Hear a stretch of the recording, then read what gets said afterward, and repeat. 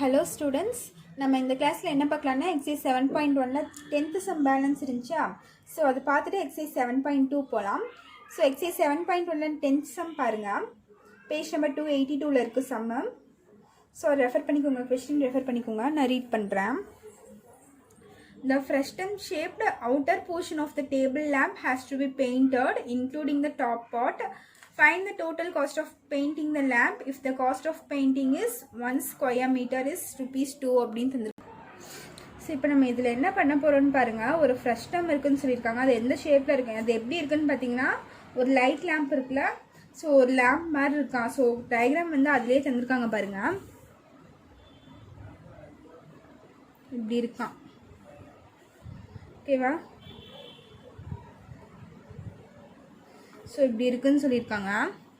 So இந்த diagram அவங்க தந்திருக்காங்க. ஸோ இதனோட ரேடியஸ் இது எவ்வளோன்னு பார்த்தீங்கன்னா 6 சென்டிமீட்டரா. அதுக்கப்புறம் இந்த ஹைட்டு, ஸ்லாண்ட் ஹைட் எவ்வளோன்னு பார்த்தீங்கன்னா, சாரி இந்த ஹைட் எவ்வளோன்னு பார்த்தீங்கன்னா உங்களுக்கு என்னது 8 சென்டிமீட்டர் தந்திருக்காங்க. இந்த கீழே இங்கே ஒரு ரேடியஸ் வருமா. ஸோ இது எவ்வளோன்னு பார்த்தீங்கன்னா உங்களுக்கு 12 சென்டிமீட்டர் தந்திருக்காங்க. ஓகேவா? ஸோ நம்ம என்ன கண்டுபிடிக்கணும்னு பாருங்கள். இந்த ஃபுல் ஏரியா பெயிண்ட் பண்ணணுமா. ஸோ இந்த ஃபுல் ஏரியா பெயிண்ட் பண்ணுறதுக்கு எவ்வளோ காஸ்ட் ஆகும்னு சொல்லியிருக்காங்க. ஒரு ஸ்கொயர் சென்டிமீட்டருக்கு ₹2 ஆகும்னு அவங்க தந்திருக்காங்க. ஓகேவா?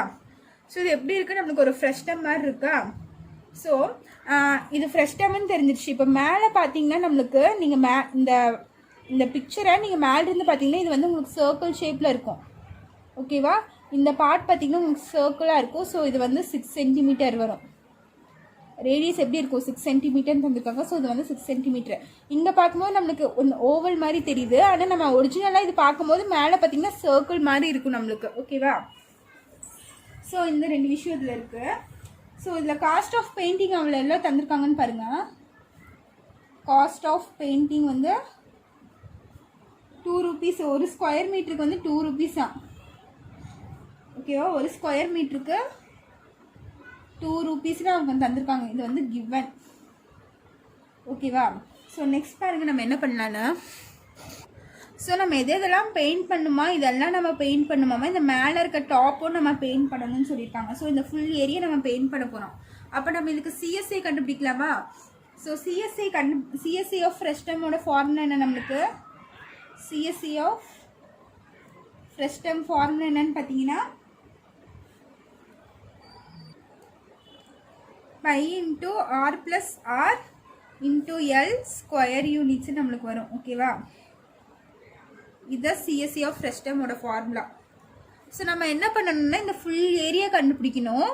அதுக்கப்புறம் இதனோட ஏரியா கண்டுபிடிக்கணும். சர்க்கிளோட ஏரியா கண்டுபிடிச்சிட்டு இது ரெண்டும் ஆட் பண்ணிவிட்டு என்ன பண்ணலாம், இது கூட நம்ம மல்டிப்ளை பண்ணால் நம்மளுக்கு கிடைக்குமா. காஸ்ட் ஆஃப் பெயிண்டிங் எவ்வளோ, நம்மளுக்கு டோட்டல் காஸ்ட் ஆஃப் பெயிண்டிங் எவ்வளோன்னு கிடைக்கும். ஸோ அதுக்கு எப்படி பண்ணலான்னு பாருங்கள். ஸோ நான் இப்போ என்ன பண்ண போகிறேன்னா, இது கண்டுபிடிக்கிறதுக்கு நம்ம இந்த எல் தேவைப்படுது. ஸோ எல் தேவைப்படுறதுக்கு நம்மளுக்கு இங்கே பார்த்தீங்கன்னா இந்த ஃபுல் ஹைட்டு தான் தந்திருக்காங்க. ஸ்லாண்ட் ஹைட் தான் நம்மளுக்கு வேணும். இதைத்தான் நம்ம எல்லுன்னு சொல்லுவோம். ஆனால் அவங்க என்ன தந்திருக்காங்க, இங்கேருந்து இது வரைக்கும் ஃபுல் ஹைட் தான் தந்திருக்காங்க. அவங்க இந்த ஹைட் தரல நம்மளுக்கு. ஸோ நம்ம இதை கண்டுபிடிக்க போகிறோம். ஸ்லாண்ட் ஹைட்டுக்கு ஃபார்முலா என்னன்னு பார்த்தீங்கன்னா, ஃப்ரெஸ்டம் கண்டுபிடிக்கிறதுக்கு L = √h² + r - r the whole square வரும். ஓகேவா?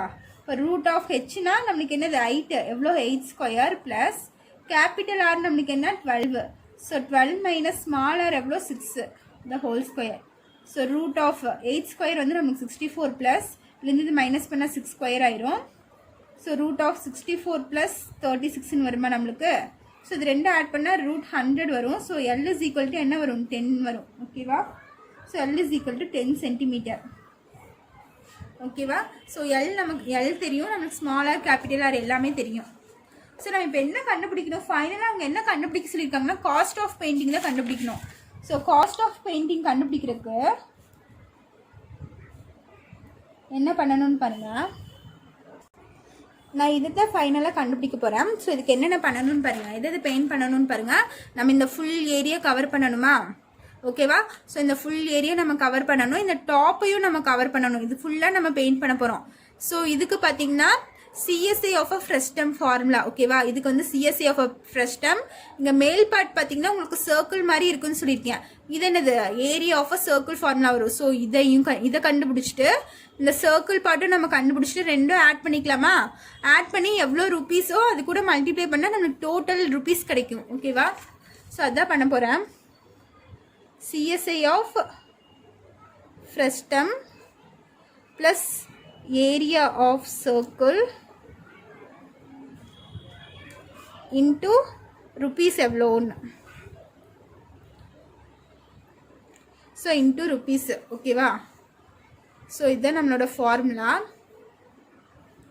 ஸோ இப்போ பாருங்கள், சிஎஸ்ஐ ஆஃப் ஃப்ரெஸ்டம் ஃபார்முலா என்னன்னு பாருங்கள். ஆல்ரெடி நான் எங்கே எழுதியிருக்கேன், pi into R plus R into L.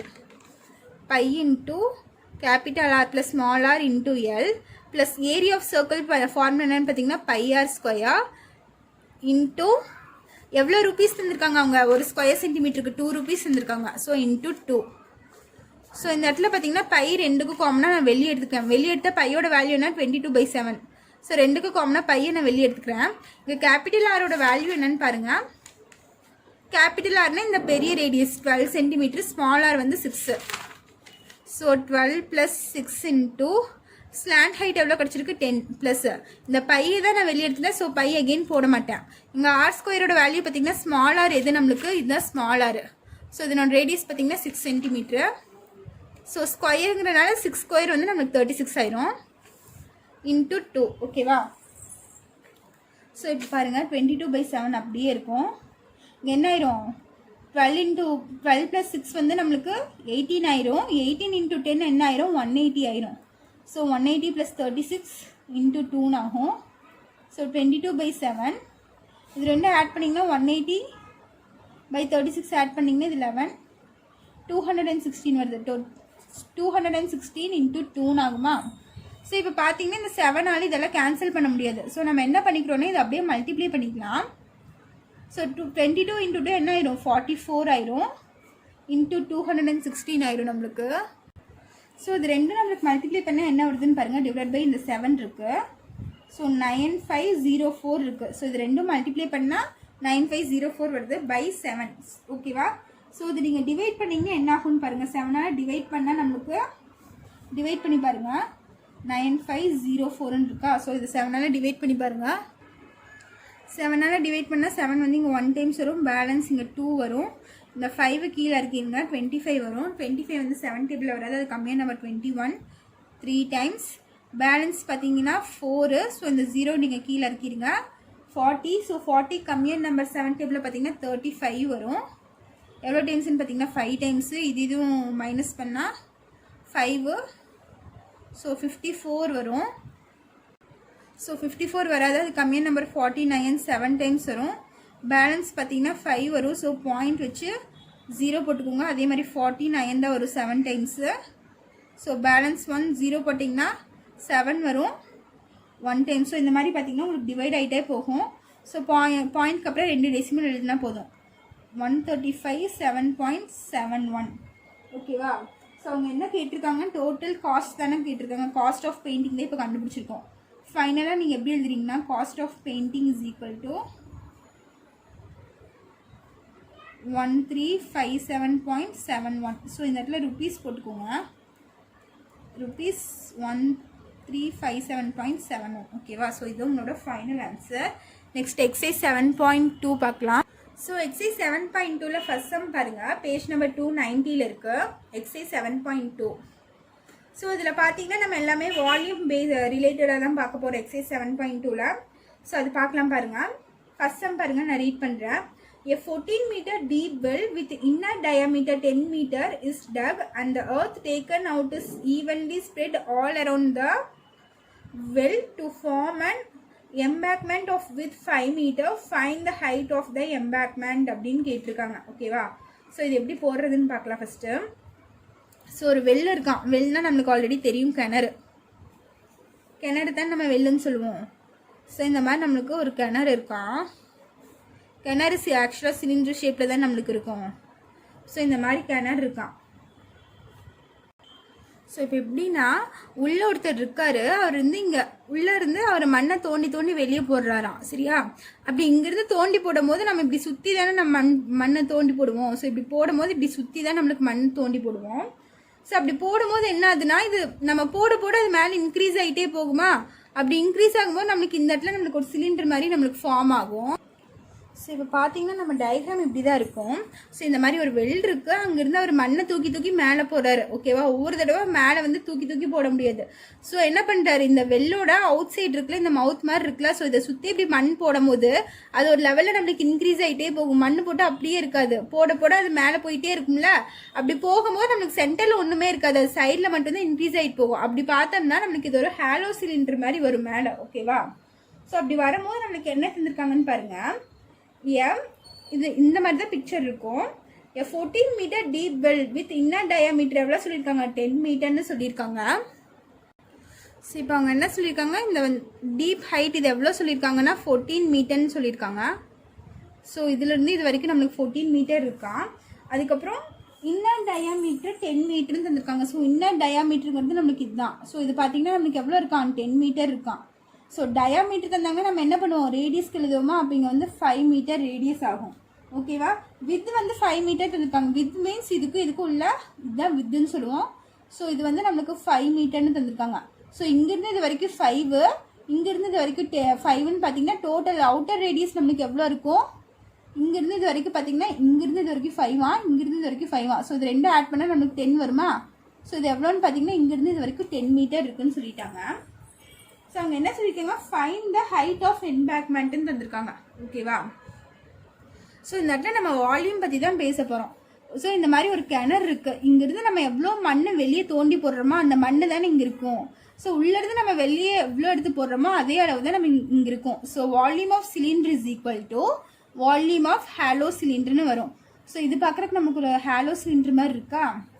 So அப்படி தான் நம்ம எழுத முடியும். வால்யூம் ஆஃப் cylinder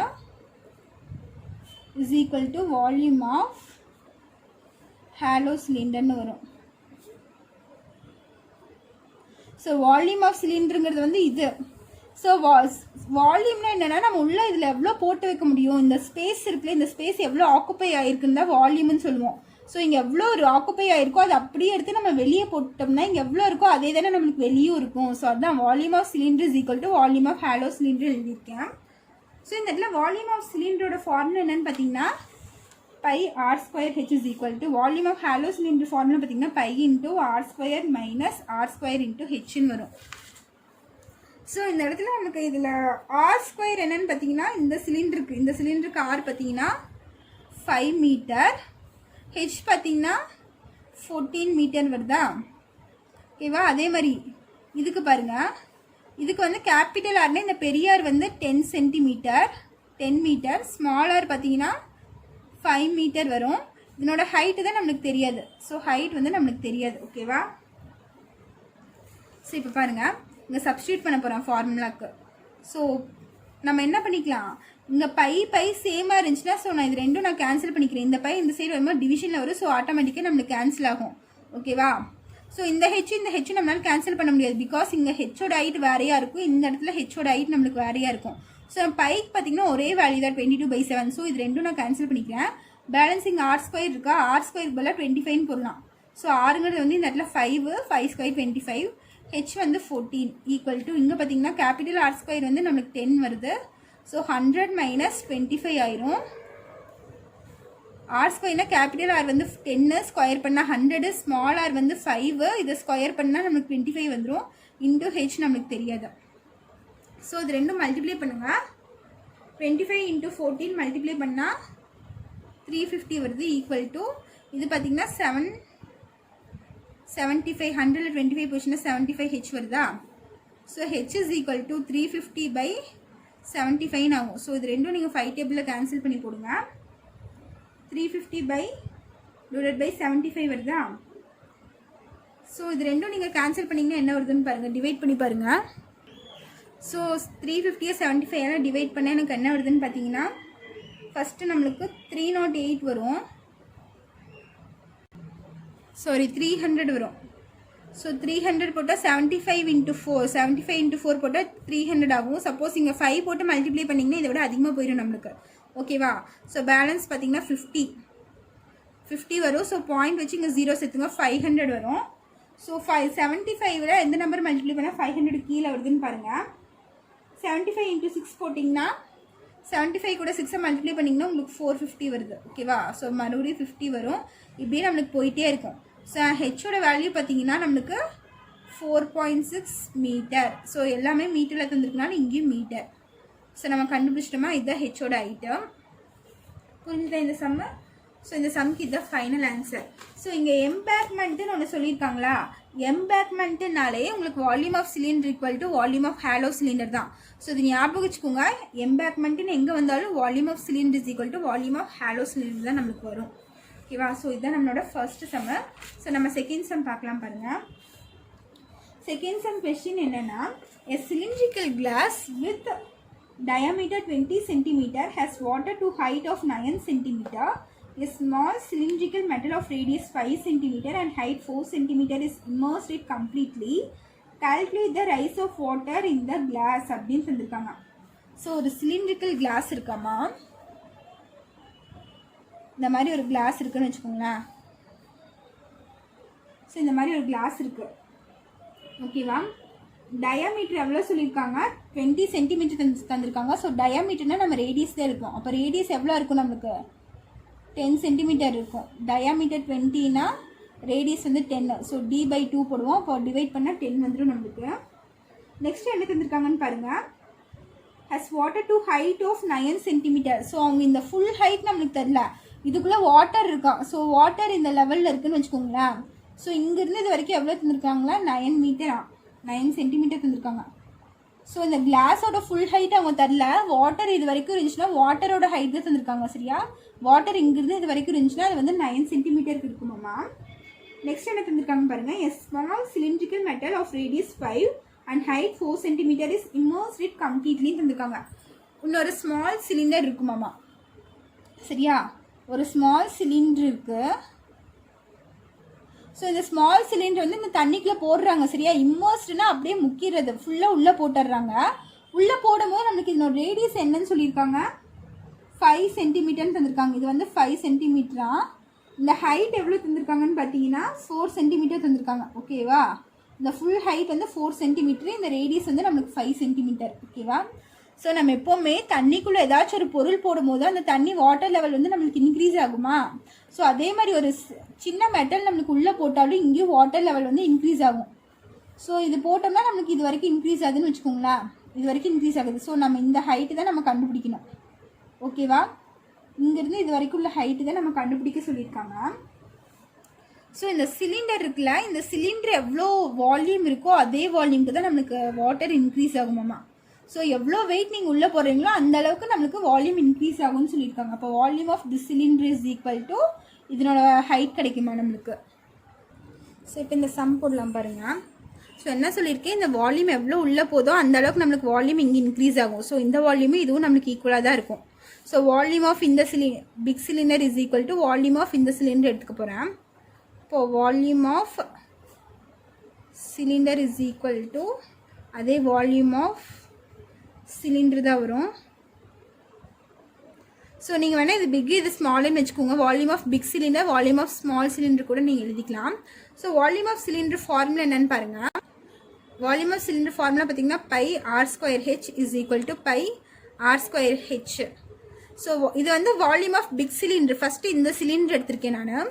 ஸோ இந்த சிலிண்டரில் நம்மளுக்கு ரேடியஸ் பார்த்தீங்கன்னா நம்மளுக்கு என்ன வருது? 10 சென்டிமீட்டர் வருதா? So radius 10 centimetre.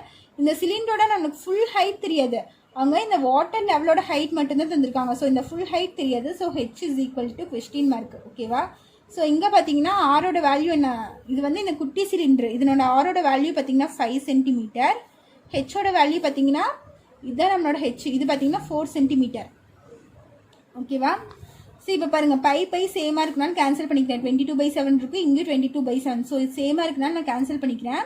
இது நம்மளால கேன்சல் பண்ண முடியாது. பிகாஸ் ஆரோட வேல்யூ இங்கே வேறு மாதிரி இருக்குது, ஆரோட வேல்யூ இங்கே வேறு மாதிரி இருக்குது. ஓகேவா? டிஃப்ரெண்ட்டாக இருந்தாலும் கேன்சல் பண்ண முடியாது. ஸோ இப்போ சப்ஸ்டியூட் பண்ணுங்கள். 10² × h இஸ் ஈக்குவல் டு இங்கே பார்த்தீங்கன்னா 5 ஸ்கொயர் இன்ட்டு ஹெச்சோட வேல்யூ பார்த்தீங்கன்னா 4. ஸோ இது வந்து 100 இன்ட்டு ஹெச்னு ஆயிரும். இங்கே வந்து 25 இன்ட்டு 4ன்னு ஆயிருமா. So 100 is h is equal to இது ரெண்டும் மல்டிப்ளை பண்ணால் என்ன ஆயிரும் 100 ஆயிரும். So h is equal to 100/100 ஆயிரும். So h is equal to என்ன ஆயிரும், இதையும் கேன்சல் பண்ணால் 1 வந்துடும். So 1 centimetre. ஸோ நம்மளுக்கு இந்த ஹைட் என்ன இன்க்ரீஸ் ஆகிருக்க ஹைட் என்னன்னு பார்த்தீங்கன்னா 1 சென்டிமீட்டர் நம்மளுக்கு இன்க்ரீஸ் ஆகிருக்கான். ஸோ இதனோட வால்யூமும் நம்மளுக்கு 1 சென்டிமீட்டர் தான் இருக்கும். இதனோட வால்யூமும் நம்மளுக்கு அப்போ 1 சென்டிமீட்டர் தான் இருக்கும். அப்போ height is equal to 1 centimetre. அவங்க கொஸ்டின் இதுதான் கேட்டிருக்காங்க. ஃபைனல் என்ன கண்டுபிடிச்சு சொல்லியிருக்காங்க, the rise of the water in the glass. இந்த சிலிண்டர் நம்ம உள்ளே போடும் போது எவ்வளோ இன்க்ரீஸ் ஆகிருக்கு வாட்டர் லெவல், அதுதான் கேட்டிருக்காங்க. அப்போ நீங்கள் அப்படிதான் எழுதணும், the rise of the water in the glass is equal to 1 centimeter. So 1 சென்டிமீட்டருக்கு நம்மளுக்கு இன்க்ரீஸ் ஆயிருக்கான். ஸோ இதனோட வால்யூம் நம்மளுக்கு ஒன்றா தான் இருக்கும், இதனோட வால்யூம் நம்மளுக்கு ஹைட் வந்து ஒன்றா தான் இருக்கும். ஓகேவா. ஸோ இதுதான் உங்களோட ஃபைனல் ஆன்சர். இந்த சம்ஸில் ஏதாச்சும் டவுட் இருந்துச்சுன்னா கமெண்ட் பண்ணுங்கள். தேங்க்யூ.